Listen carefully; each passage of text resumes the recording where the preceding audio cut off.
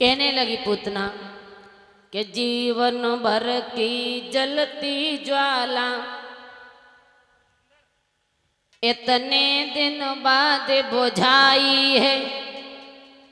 तेरे पिया को ठंडो पेटी भयो और तेरी को खसराई है। माँ, ये तो बड़े ही सौभाग्य की बात है जो तेरे घर में एक पुत्र ने जन्म लिया कि इतने दिन बाद अरी मैया आए वे की फुर्सत पाई है। मेरे सजन गए हरि जोतन को हम लला को दिए बधाई है। माँ, तुम्हें पता है कि मैं इतने दिन बाद क्यों आई? बोले क्यों?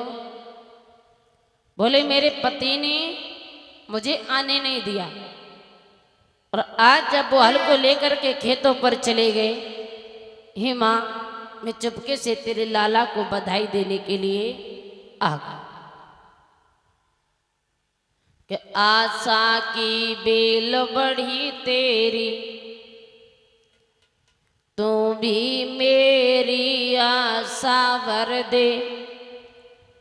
ईश्वर ने तेरी गोद भरी, तू भी मेरी गोदी भर दे। माँ, प्रभु ने तो तेरी गोदी भर दी और मैं तेरे लाला को बधाई देने के लिए आई हूं मैया, अब तू मेरी गोदी भर दे। उसी समय महाराज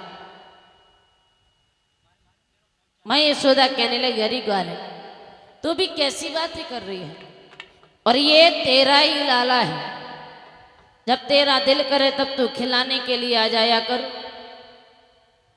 और जी भर के पुत्र को खिला लिया कर। उसी समय माँ यशोदा ने अपना पुत्र जो है वो पूतना की गोदी में दे दिया। भगवान विचार करने लगे कि अरे मौसी, तू कितनी निर्दयी है। अरे तुझे काम तो मुझसे था, सीधी मेरे पास में आती, तूने इन निर्दोष बालकों को क्यों मार दिया? इनका कोई दोष नहीं था, तुझे काम तो मुझसे था ना,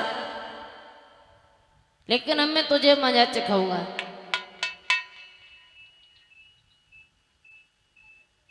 इतने शब्द कहे हैं तो उसी समय माँ यशोदा ने कन्हैया को पूतना की गोदी में दे दिया और स्वयं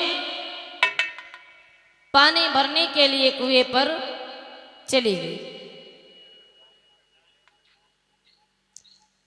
अब पूतना भी हृदय में सोच रही है कि माँ यशोदा घर पर थी, अब वो भी पानी भरने के लिए कुएं पर चली गई। अब बड़ा ही सुंदर मौका मिला है मारने का।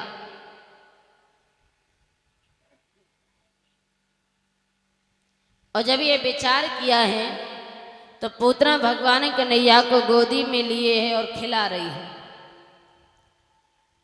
और खिला रही है। महाराज खिलाते खिलाते उसने मौका को पाया, चुनरिया को हटाया और